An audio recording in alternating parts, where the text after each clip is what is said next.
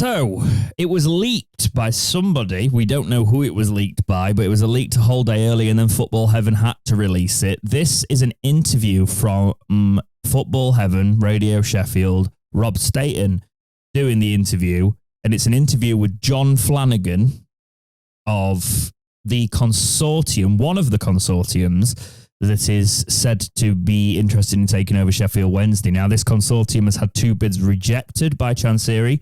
It is the most active with some substance consortium that we have heard of. It's not the Walmart people. It's not the they are overseas, but it's not the you know about Saudi?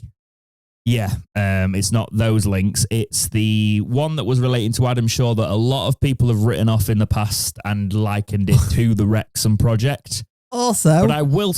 The weekend was fun because Adam Shaw's in Sheffield. Yeah, some people were saying he lived here and stuff like that. I don't know, like whatever. You know what? I'm trying to I'd never seen too much substance from this before. And I'm going to let you make your own mind up on it. So this interview was very interesting, actually.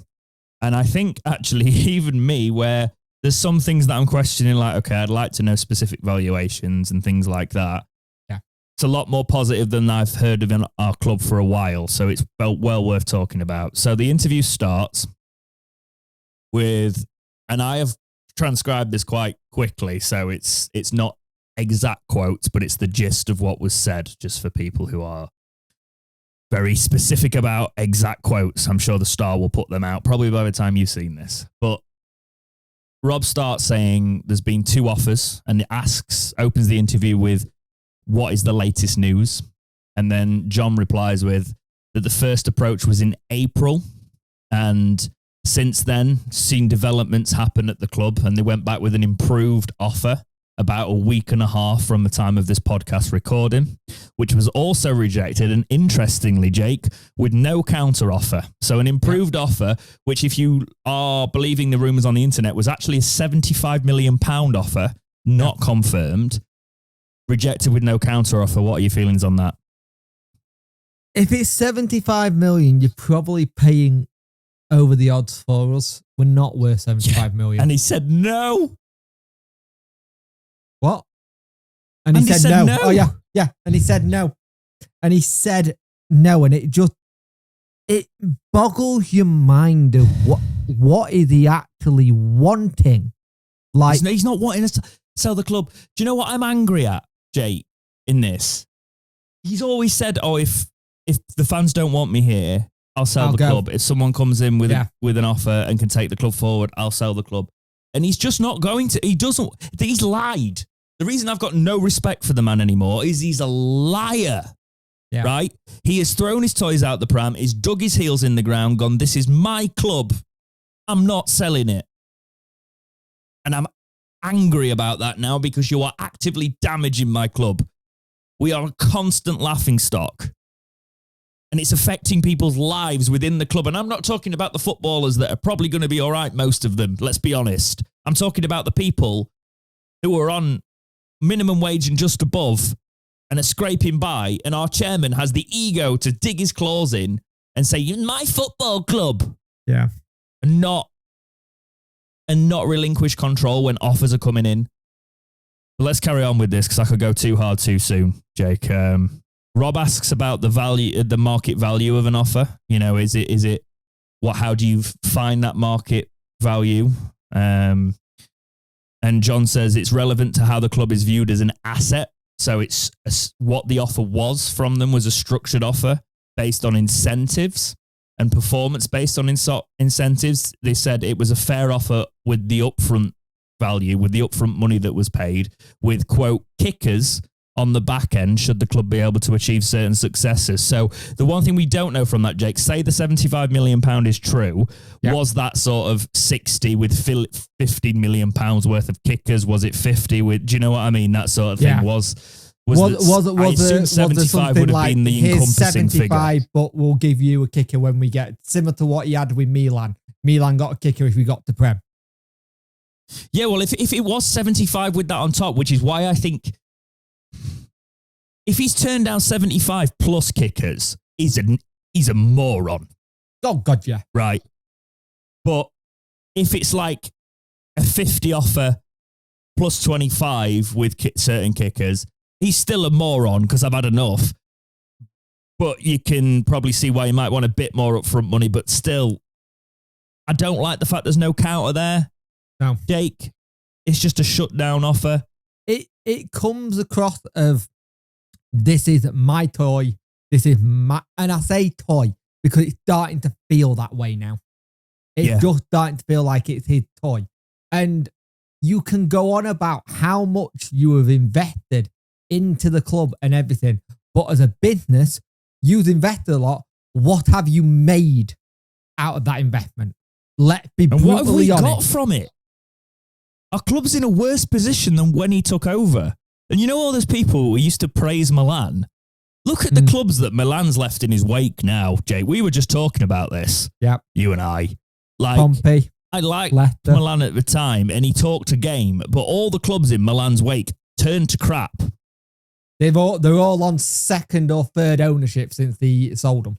I mean, didn't he have Leicester at one point? He had Leicester, and then Leicester's owner got done in Thailand, and I think, if I remember correctly, was on house arrest. Don't quote me on that. But he got done for some sort of dodgy business, and then he had the Pompey situation. I'm just tired, man. I'm tired of seeing this crap, especially when this person's talking about like putting money into the club. Look, we'll carry on, Jake. He says, Rob asks him about why he's interested in the club. This is a bit more, surface level. John speaks about the history and how we've built ours for over a century. He talks about the responsibility of the ownership of a club. And the ownership structure is the job to put people in the jobs in the right place to get the club's success. So this was an interesting question because Rob asks about the members of the consortium, and John responds that he says this will have to be a high-level answer because I thought it was an excellent answer, actually. I thought it was all right, to be fair. Again, there'll be people I've got to say that go, well, that's a bit of a non-answer, and I do get that side of it. But this is also how you speak when you're in business. If you've got a bit where you don't want to... It's very much of a case of, I'm not going to speak for others, but this is what I'm going to say. Yeah, so he basically said that there's members of the consortium that do not want to be named publicly at this time because, unless things get moving, basically. But it's made up of a number of businessmen and current and former professional athletes, individuals that may own sports franchises at the moment and have seen levels of success. He says that they're the right people in the right places to grow the club at this time. So on the surface level, Jake, there, obviously there is the non-answer side of that, but there is also, I understand why some people wouldn't want to be named and things like that. If that is, a good wealth of experience in there with people and athletes, knowing how all that works, a fan in there, and then the right business people, that's what you want in a consortium if there's the funds there. If these are chances, right, the EFL should root them out this time. And I think a lot of Wednesday fans are at the state of like, do you know what? This isn't I think after this interview as well, it's going to put more pressure on it because it's more of a case of, right, okay, you're saying quite logical things here. Do you know what we've not heard for the past couple of years as Sheffield Wednesday fans? The plan. Logical things. Well, it sounds like they have a little bit of a plan. Yeah. And that's the thing we haven't had. And I know I know there'll be people there going, oh, you're just getting enticed by a plan. No, I'm getting enticed by change. Like, even if it's not these guys, just people, I want Chansiri to actually go through the process of selling the club and let the EFL do the proper checks with the new system because I'm tired of it, Jake. Yeah. I'm not, and to anyone who says that we're getting enticed by a plan, anyone gonna have that if you're given a lump meat sandwich every day and then for your lunch, and then one day somebody said, do you want this roast chicken dinner instead? You gotta go get the roast chicken dinner. Let's just be brutally honest. You're gonna go straight to that. I'm like, I'm having that. Even if you found out like it's southern gravy and it's thin afterwards, like at least the chicken was good. Yeah, right? Exactly. That was a really weird analogy. It's all I could think of. Yeah, well, I went with it, mate. But the thing is, on the whole, when you listen to this person talking, you haven't heard the interview, please go listen to it because it's really interesting. You can tell he's a money man. He is not a chancer. Somebody did on Twitter put up I don't know if it was him, so this is alleged, but it looked like it was his name and it was an American company, that he had a company going into admin.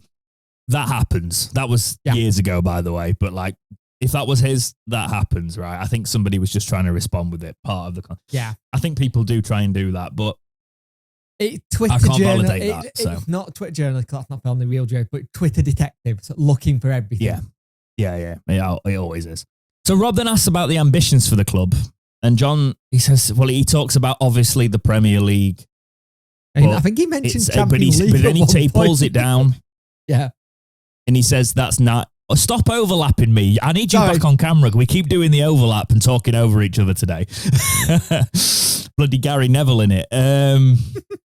But that's naive to say. He said the Premier League is naive to say it's round the corner. The goal is to build the foundation at the minute, bring the academy back to a level that's competitive, bring the ground back up to scratch, maybe even potentially look at a new stadium, improving the facilities. Everything we've wanted to hear, Jay. It's like they've listened to the podcast and gone, yeah. It's like they just looked on the podcast, looked on other podcasts, looked on Twitter, looked on forums, looked on Facebook groups and go, which they might have done, by the way. Yeah. But that's okay if they've got the funds to do it. Yeah. That's the way you want to do it. Listen to the people who have been talking about the club for a long time and just wanting the best for the club with no stake in it other than being fans, and do what they're asking. You know what the really stupid part about this? They're talking about that and Chancellor can go, look, I'm giving them new pictures. What more do you want? Like, well, that needs to be done like every, 2 to 4 years, not 10. Like, it needs to be done more often now, especially with the high level we're playing at, especially when you play the football we're playing. Like, our team was actively hampered at home because of the style of football we play. Yep. Wasn't suitable for our ground. Rob asks John about the commercial potential of Wednesday. And this is what we've been wanting to hear for a long time.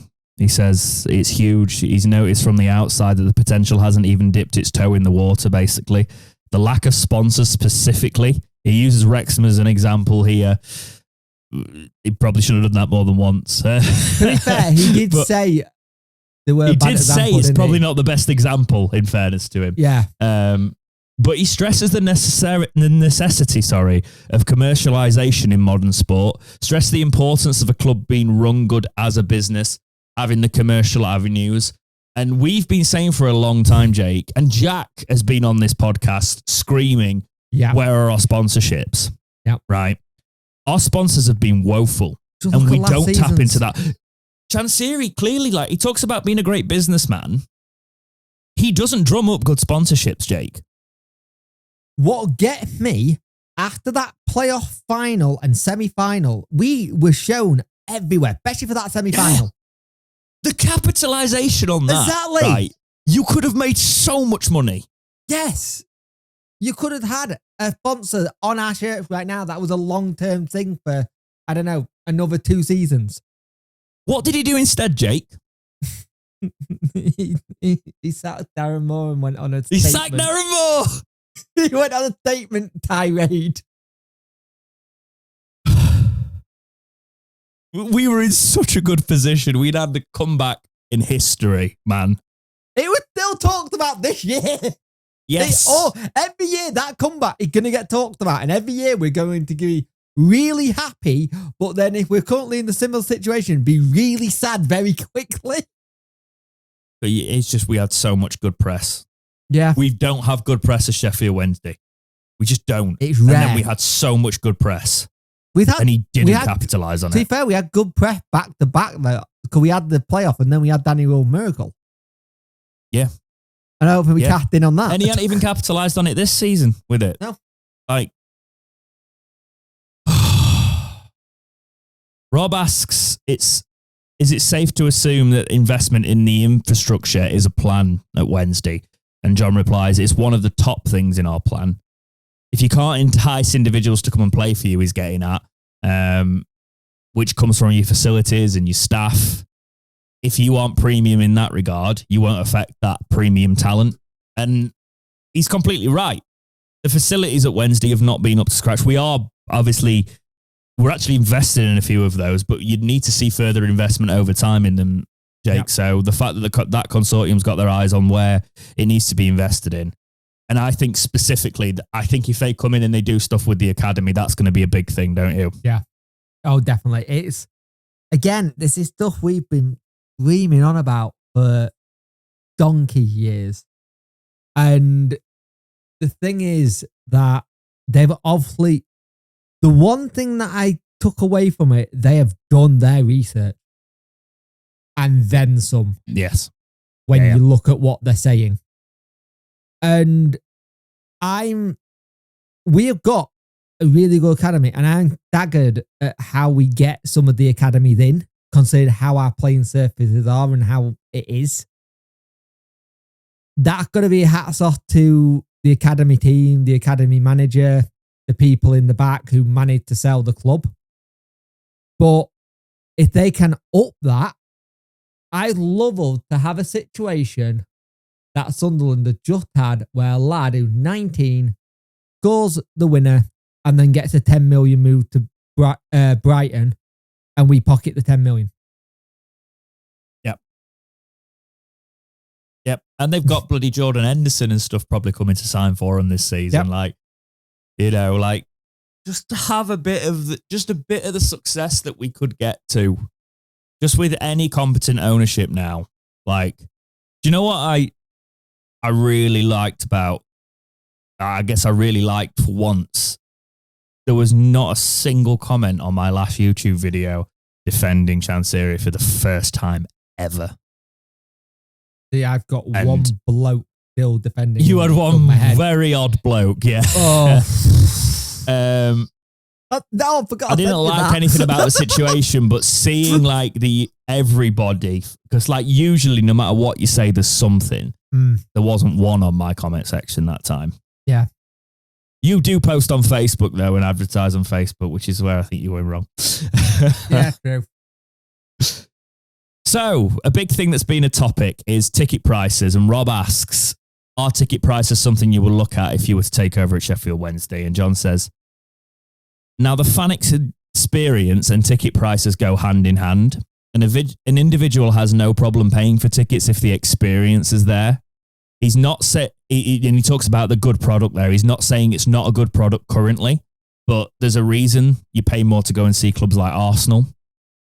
He also sees the value in merchandise, and if fans can come and they've got good facilities for food, and everything's clean, they're a lot more likely to enjoy the experience. So, Jake, Sheffield Wednesday, I've been playing Premier League prices for League One football recently. This guy has not dodged the fact that prices won't be high, but he has said that there will be an experience to go with it. How much do you take that with a grain of salt, but also how much do you think that could be moved about there? It's very easy with the way our situation been to say what he said and make it sound good. The running joke's always been, make sure there's hot water on the cot for the ladies. That's been the running joke for God knows how long. But he's obviously seen something in the situation with what they're paying and what the quality they're paying for.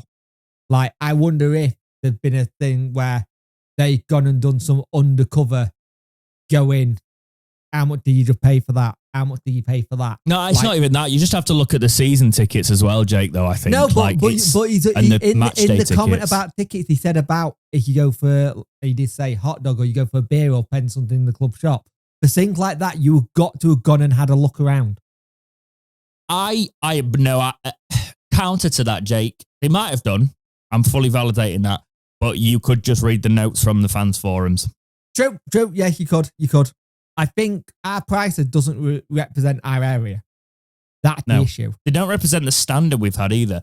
No. Do you know what I think is quite clever, Jake, here from a business perspective, this is quite a long-term answer. He has not said that they're going to come in and lower prices. No. Have you noticed that? They probably would when they first came in. But if he said that, there'd be an expectation that they'd always keep prices lower than Chansiri had them. Now this puts them in a really good position to come in, put prices reasonable for their first, few years or whatever it is.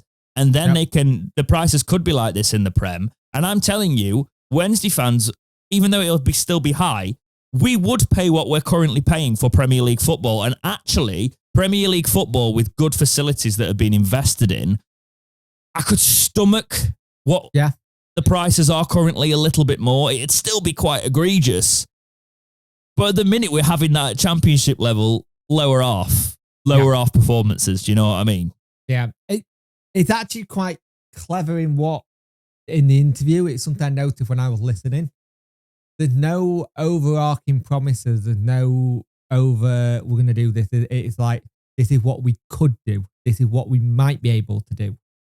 Rob says, would it be important for you to implement a full staff setup at Sheffield Wednesday, whether that be a sporting director, COO or CEO? And John responds to this by saying, without a question. They've actually already spoke to a few preliminary options if they did have the potential of taking over. So they've already been looking in that regard. You have to have, and he stresses, you have to have individuals in the right places for success. So going off what we said for a long time, Jake, music to our ears, surely. Yeah, he's not wrong. You've got to put the right people in charge in the right areas.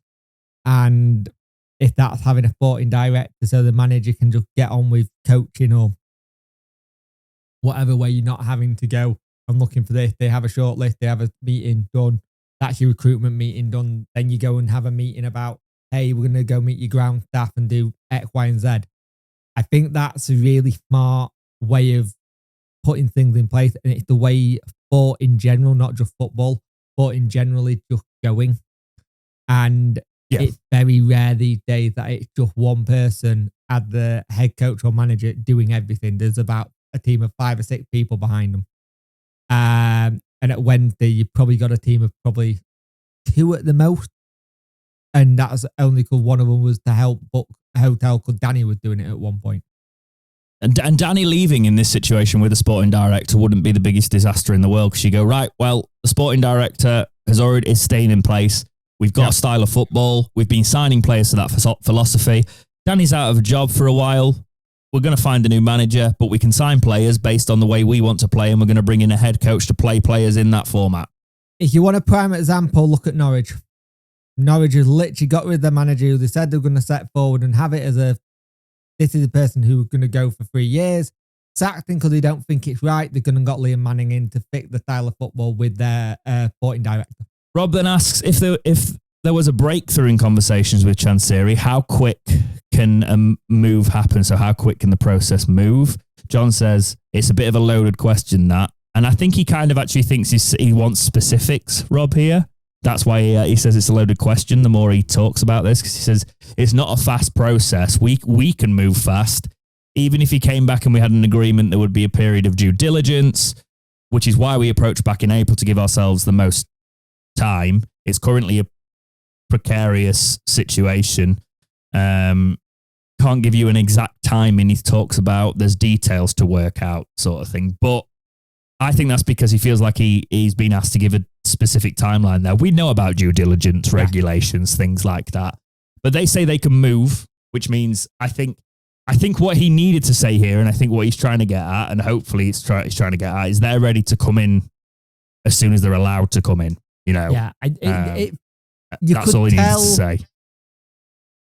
It was the first bit of the interview where you felt you could felt like he felt attacked, but not attacked. I think he was trying to judge. How do you mean? How are you meaning the question? I just think he didn't understand the question properly. Yeah. It was one of those things where, but the fact that they could probably move quite quickly in terms of once they're in to get what they want and sort things, it's good, but they will want to do it in a way where it works well and they're not rushing it where they make mistakes. It's going to express doubt that I'm telling you now, that section is going to express doubt in some fans' minds. What they needed to say there, if it's true, is we're ready to move. We just have to wait on the actual regulations, but we're ready to move as soon as we get the offer. That would have been the answer. And I think that's possibly the truth, but he didn't say it. So it's yet to be known. And then Rob follows up with, are you confident you can reach an agreement? And then Johns kind of gives his diplomatic answer. He will say that Mr. Chansiri owns this team and it's his club to sell at whatever price he wants. He's quite respectful to Chansiri in that regard. He says he doesn't know if they'll be able to reach an agreement. He'd love to think they can get an agreement in place. He feels that their consortium would be extremely beneficial for the club, but it's been quite a unique situation, and talks a little bit more about the process. He says that they approached initially Chansiri with an email, got a very quick response, which was a no. But then they had following conversations. They ended up having a meeting with Chansiri. And then it was clear that they clearly weren't lining up on valuation. And he followed this with saying, based on recent developments with that club, the value of the club definitely isn't going up. So you can't. So I think you can read between the lines there that their offer's probably not going to get much higher because Chansiri is devaluing the club. Here's the thing. Putting us in a situation. I don't know. I think this interview was done before the EFL charges got done. Now, if that's the case, yes, it does have the effect that DC loses all his bargaining chips and what he wants for it because he's not in that position. The charges there now. It makes it, like you said, it devalues it again. I think at the time of recording this, I have a funny feeling that this was talking about players and staff not being paid and no charges were there. Now, that's what I think. Now the charges are there. Is there more of a case of do they go back in? Rob finishes the interview saying, what kind of relationship do you want to have with the fans? And John's response is a good one. The real owners of the club are fans, he reiterates again. The owners are just a conduit between making sure the club is running, between the fans and making sure the club is run the correct way. He states that there's no egos here regarding the consortium. You can see the way the supporters have currently voiced against what's currently going on relating to what's happened with Chansiri. And when he's talking about how you make things better in that regard and how you make sure you don't get off on that foot, he says it starts with communication, transparency, and a plan to bring the club forward. Yep. You hire the right people. And then he stresses, I must say, it's not me, it's not Adam Shaw running the club. It's the people that we put in that position running the club. And that is such a strong end to this interview because that's exactly what needs to happen, Jake. Yep. It needs to have someone who's, it's not egos, it's not everything for the club. Yeah. And I think originally there was that from DC. It was for the club. But the moment things started going wrong, that's where it changed. Does that make sense? I completely get it. You see, I think Chansiri came in wide-eyed going, I'm going to take this club to heights. It's going to be my toy. And you know what? Chansiri's had a good heart over the years. He's turned bitter. He's turned against the fans. None of us want him here anymore. He's doing everything he can on the way out. It's not even the way out. I genuinely don't think he'll let this club go unless the EFL force him. Yeah, I'm even with that, Reading got given 30 days to 90 days to find something. I think some of it was sorted with the EFL.